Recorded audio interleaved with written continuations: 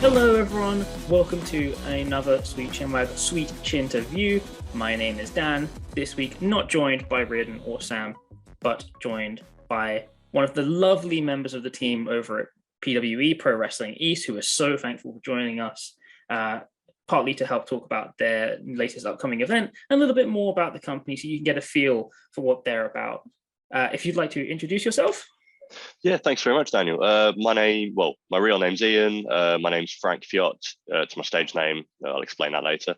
Yeah. I'm one of the three owners of Pro Wrestling East. We're a wrestling promotion based in Cambridge in the east of England. Awesome. So I think we'll just start off this by saying, for anyone who hasn't been to Pro Wrestling East, how would you describe Pro Wrestling East to them? I mean, the easy answer is just to say it's loads of fun. But I genuinely, I'm booking a wrestling promotion that I want to see. So to me, it is loads of fun. But we're fairly lighthearted. We don't do anything that's especially, too hardcore, too deep and dark. We want to give people a fun night out. We want people who are hardcore wrestling fans to enjoy it. We want people who don't necessarily know about wrestling to still be able to come and go, that was a really fun night. I like big, bold characters.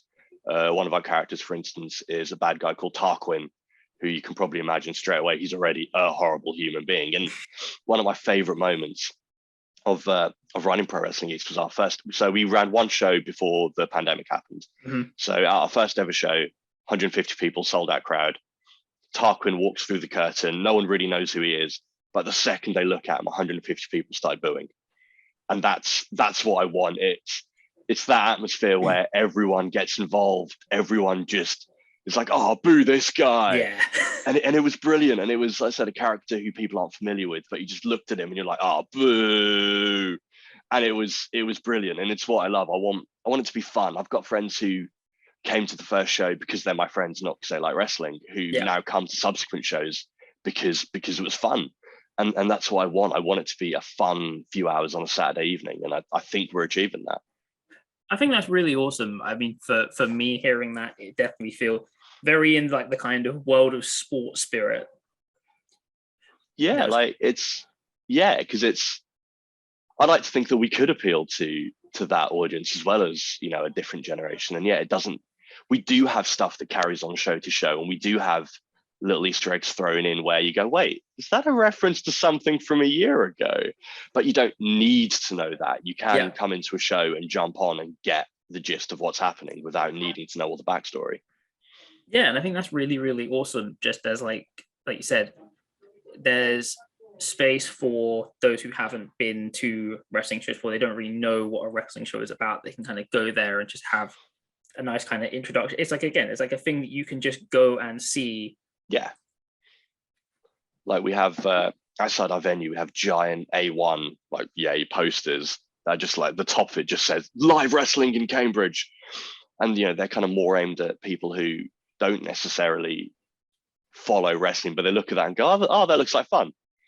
And I have from kind of when I've put them up and kind of look, sort of stayed around having a look, see if anyone's paying attention.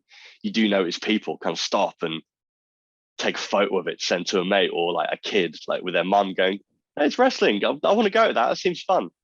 And that's what I want. I don't want it to be exclusive. I don't want people to go, oh, I won't know what's going on. I won't be welcome.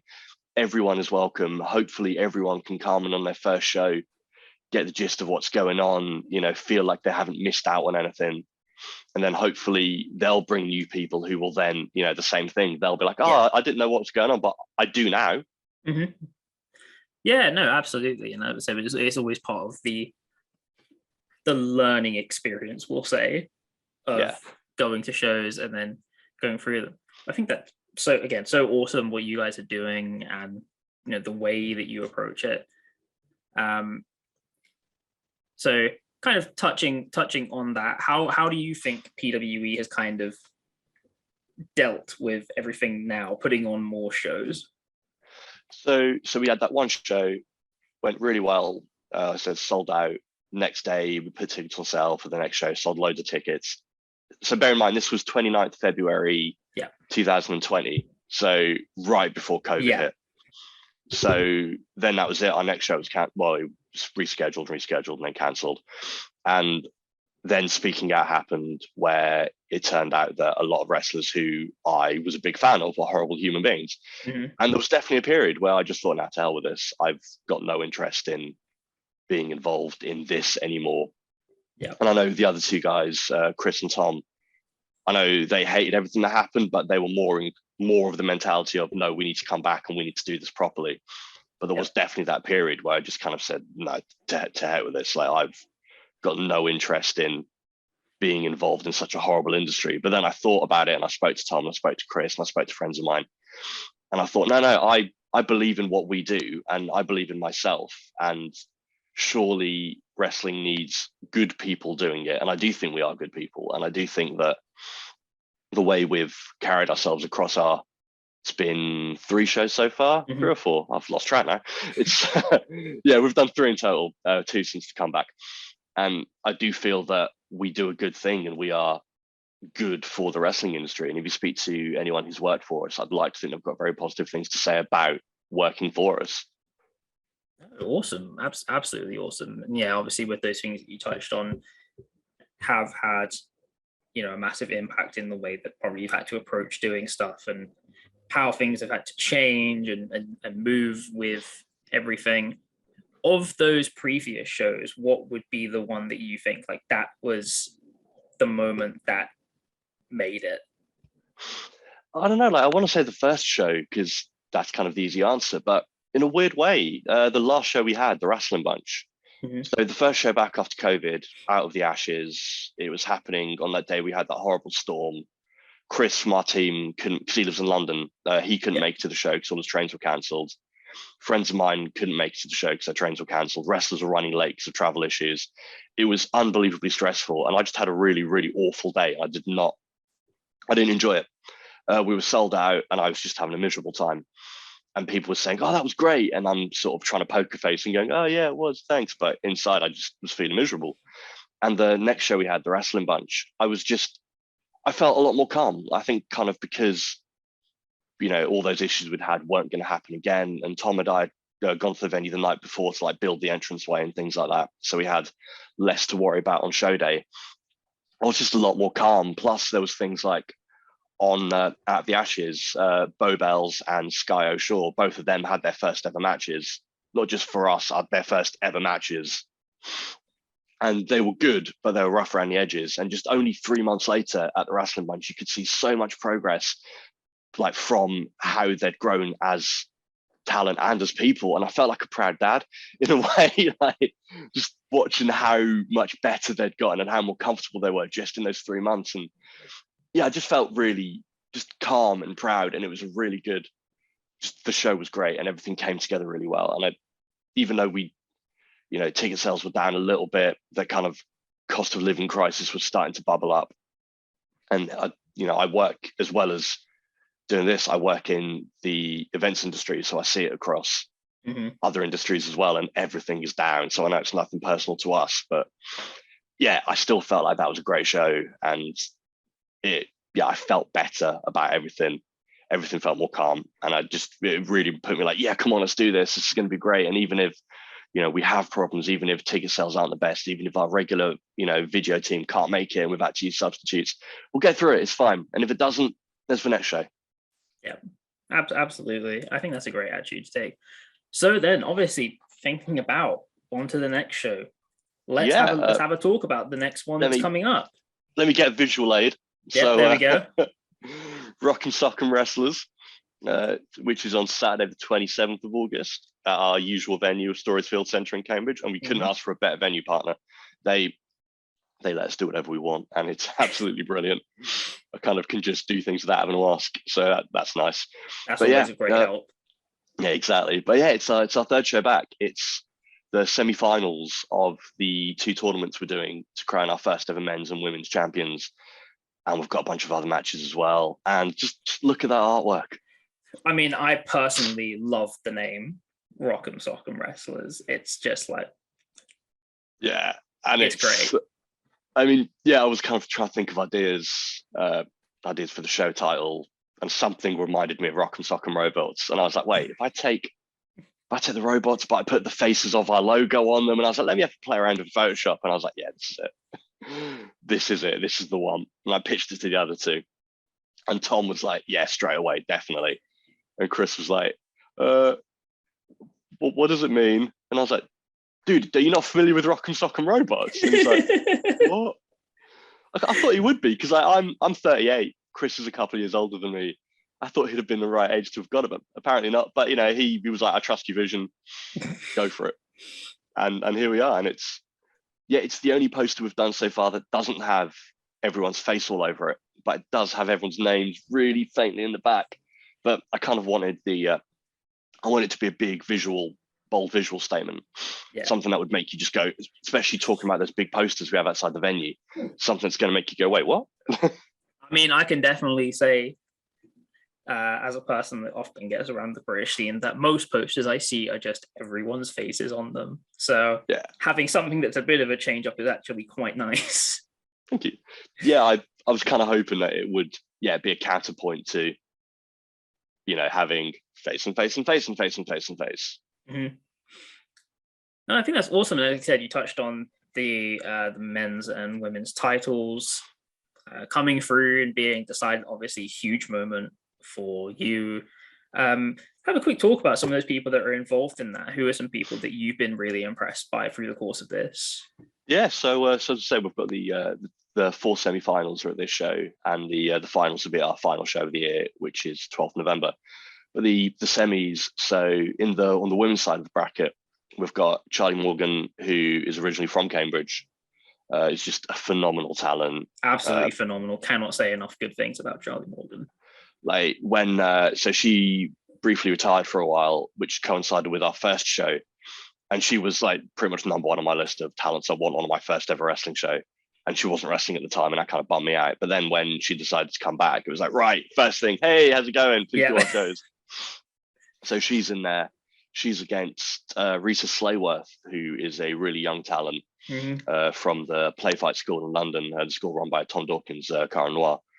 And she's someone she did that one show for us, that quarterfinal. And it's just great watching someone come in who's new, and you kind of get, like with Bo Bells and Sky O'Shaw, who I mentioned earlier, getting to see Rita Slayworth evolve and become more comfortable in herself and sort of get better as a talent. And this is going to be a huge test for her, being against someone as established and as experienced as Charlie Morgan. And then on the other side of the bracket, we have Jetta, who is kind of the undisputed queen of British female wrestling. Right now, pretty much. Nightshade. Yeah, and she's against Nightshade, who's in our evil faction called the Diadem, which is run by Cordelia and Tarquin. And that's going to be absolutely brilliant to watch. The dark, mysterious Nightshade against the Princess Diana of British wrestling. No, I think that'd be brilliant to see, and I like the mix that's going on there. Sorry. Yeah, I like to think it's a good mix of established talent like Jetta and Charlie Morgan, someone like Nightshade who's not been around as long as they have, but is,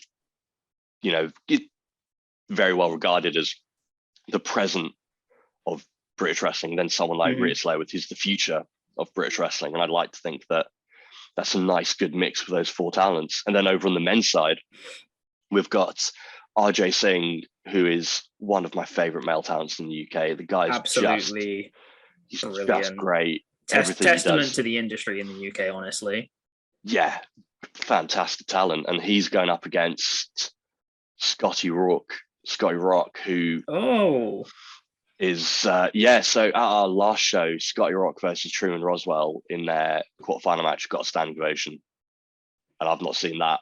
I don't see that all the time, and that was fantastic, especially as Scotty ended up filling in short notice. Yeah, interesting to see Scotty a little bit further down to here. Normally whenever I see him, I'm up in Liverpool.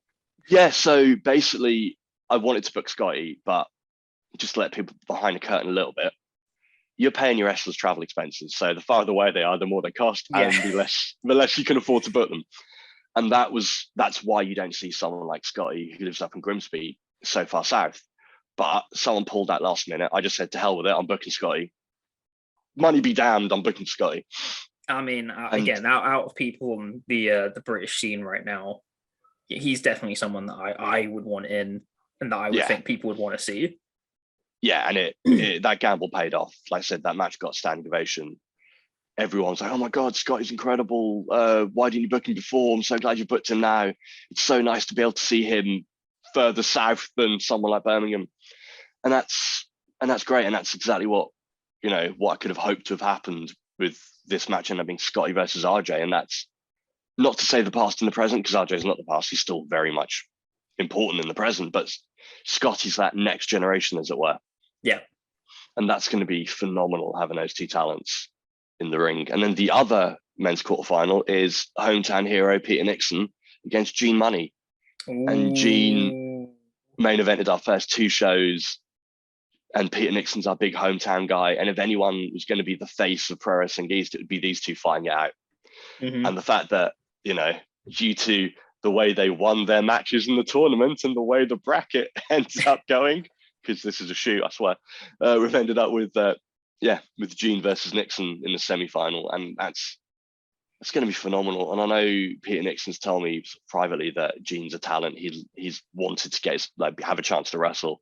And I know he's very, very excited for this opportunity. Yeah. And yeah, I think it's a good mix with RJ being one generation, Gene and Nixon kind of being another generation, but Gene on that more across the whole nation Progress and Rev Pro. She's on Rev Pro, but anyway, Progress and TNT and other promotions which are bigger, and Nixon being someone who's more of a East Anglian local cult favorite. And then we've got Scotty Rock.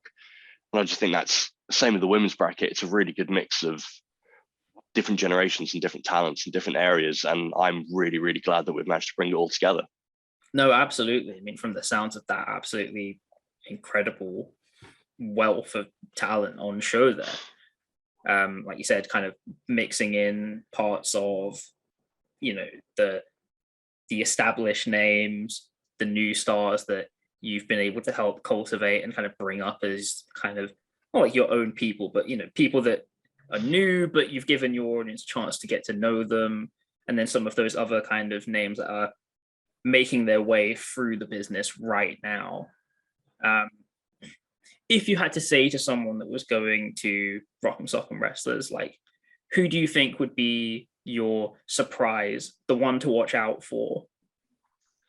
So Bo Bells and Sky O'Shore, who I mentioned earlier, they're in a tag team match against Camille Hansen, who was on our previous show, and Tarquin. And I would say keep an eye on that match. That might be the one that, in terms of the level of talent, is a bit lower, but in terms of the emotional story going into it, which people will be filled in, there'll be video packages, but it's kind of been like a several month long feud with the Diadem, including Tarquin, against Bo and Sky, and then Camille getting involved, and now having this tag match of Camille and Tarquin from the Diadem against Bo and Sky. I think that's going to be the most emotional moment. It may not be the best technical classic, but I think that'll be the match that people come away talking about, because, as I say, it'll be the sleeper match, the one that you're not expecting to mean as much to you, but coming out of the show, I think that'll be the one that means the most to people. So everyone here, you heard it first. Bo Bells, Sky O'Shore, the ones to watch. And I absolutely agree with that. Yeah, Sky and Bo, if you're watching, no pressure or anything. Yeah, it's no pressure at all. Just like, remember, people are watching. No, again, like I said, I think that's so awesome. I think the way that you guys are going about this and what you're trying to do is really, really cool. Just in terms of like other matches on the card, what do you, what would be your other recommendations? So also on the card, there is a tag match with Ollie Peace and Jordan Said, and they're taking on Sunset Skip and a partner who hasn't been announced yet, but depending on when this podcast is going out, I can probably announce it right now. So it's Ollie Peace and Jordan Said taking on Sunset Skip and Simon Miller. And I absolutely love Simon Miller. Simon is a wonderful person. I love his videos. In my house, he's on my TV a lot because my partner watches his fitness videos and I watch his wrestling videos. So I'm always hearing his voice. The Miller household. Yeah, but he's a lovely person to work with. He's a great talent, and he's kind of famous, but still really humble, which is good. But so just again, let people behind the curtain a little bit. Yeah. At our last show, Simon Miller had to pull out because of injury when he had his broken hand, and Sunset Skip was at the show just kind of hanging out, and he's also a bald fella, and obviously has a Simon Miller. And just for a laugh, I thought it would be funny if because we had these posters we were signing. I thought it'd be funny if Skip signed over Simon Miller's face, just because they're both bald, because I'm really basic like that. And that led to this match where I've ended up thinking, you know what would be fun? If Skip and Simon tagged purely because of that moment backstage. And here we are. So I'm really excited for that match as well, because I really think that Sunset Skip's a really good talent, and obviously Simon Miller's amazing. Jordan Said and Ollie Peace have been on our shows before, and I think they've got a lot to prove as well. So that's going to be a really great tag match. We've also got the 87 are going to be in the building. So that's Roy Johnson and Alexander Ross. So they're going to be around. Will they have a match? You'll have to find out. And we've also got special guest raffle hosts in the form of Tim Lee and Carnage. And that's going to be hilarious, I think, because Tim is absolutely hilarious. And Carnage is more the straight man, the angry one. And that's going to be brilliant to see him kind of out of his element. Well, it's going to be awesome seeing him try and draw a raffle. Exactly. It's going to be brilliant. And, we'll see. Which for people who are watching this that don't know British wrestling that much, raffles are a tradition at wrestling shows. Yeah. It's a very rich tradition. You know the prize is probably going to be a T-shirt or a poster, and it's not going to be the best prize ever, but it doesn't matter. That's the fun of it. Exactly. You just throw a couple of quid in my hand and I give you some tickets, and there's always has to be several people doing the very dramatic, I've lost, and it's part of the fun. It's a way to be involved in a show, even if it's just as someone who bought a raffle ticket and has now ripped it up and thrown it on the floor out of anger. But I love doing it. It's it's a bit of fun. It's the only thing I've got involved in our shows recently, because I hosted our first show, and I've now handed over the reins to Sanj Dorati, who's a comedian, musician, and actor, and he's done a wonderful job. So I'm kind of staying off camera, as it were. But the raffle, I'm kind of like, yo, this is mine. Let me do it. But that's a sort of good time to mention. So I mentioned my stage name earlier, which kind of confuses people. Ian's my real name. I don't mind if people call me Ian. That's my name. That's totally fine. But when I'm on camera, as it were, I like using the name Frank Fiott, because it's Frank is my English granddad's first name, and Fiott is my Maltese granddad's last name. And I just like to do that just to pay homage to where I've come from. So that's kind of where that name came from. And, I kind of like, if I'm on camera being referred to as Frank, but, second the cameras aren't running, my name's Ian, that's who I am. But I just wanted to pay homage to the English and the Maltese sides of my family. Oh, that's so awesome. Well, as I said, thank you so much for having joined us for this. We absolutely love it. We absolutely love getting involved, doing what we can to support the amazing scene that's out there right now, and that amazing people like Pro Wrestling East are helping support with British wrestling right now. Just for our listeners and our viewers, where can people find Pro Wrestling East? So we've got a website, prowrestleeast.co.uk. I'm very active on Twitter, which is Pro Wrestle East, because Pro Wrestling East was slightly too many letters. So Pro Wrestle East, and the same on Instagram. We've got a Facebook as well. If you search for Pro Wrestling East, you'll find it, or just facebook.com/Pro Wrestling East, and you'll find us there. I'm on Twitter personally at Frank Fiott, Fiott, but I don't really use it much. I kind of mostly use the Pro Wrestling East one. And we're like I said, very active on Twitter. We're on the social medias. We're out and about. We're on YouTube, youtube.com/Pro Wrestling East. Full matches go up on YouTube. We've had some problems with the Wrestling Bunch footage, but I'm, hoping to have something soon, very soon. And I'm Frank Fiott. Tom Simpkins and Chris Mitchell, aka Kinetic, are the other two parts of our team. And between us, we really, really, we're really grateful for any attention anyone gives us. We're not owed anything. I'm very thankful to you for doing this. You don't have to do this, and I'm very grateful. I'm very thankful to anyone that buys a ticket, anyone that retweets something we talk about, anyone that tells them, hey, you should go to that East show. The three of us are very humbled by the reaction we've had, and we're very, very grateful. We're very thankful. Awesome. And so just now, when it comes to Rock'em Sock'em wrestlers, where can people find that? We'll also put a link to the tickets down below. So if you go to prowrestleeast.co.uk, tickets are right there, along with some merchandise as well. It's at Stories Field Centre, which is in Eddington in Cambridge, which is a beautiful, beautiful award-winning venue. Still can't believe they let us in there. But, this is, it's an award-winning, absolutely gorgeous space. Holds 150 for wrestling, massive video screen, comfortable chairs, really good eye lines from anywhere you are in the venue. So I don't think we'd exist if this venue didn't let us in. I don't think we would exist if we were just running another sports hall. Having such an amazing venue and such a supportive venue is just the best. So massive thanks to them, Stories Field Centre, and massive thanks to you and to anyone. Yeah, prowrestleeast.co.uk. Tickets 15 quid, and you will get some amazing matches, those semi-finals, some other stuff, raffle, and maybe some surprises. We'll see. So there you go, Pro Wrestling East, down in the description below. We'll link that there for you. But I said, thank you so much for joining us. No, thank you. I can't stress enough. I'm so grateful. And for everyone listening, watching, we hope that this has been enough for you to go and get involved in the wonderful British scene that is out there, and we will all see you next time.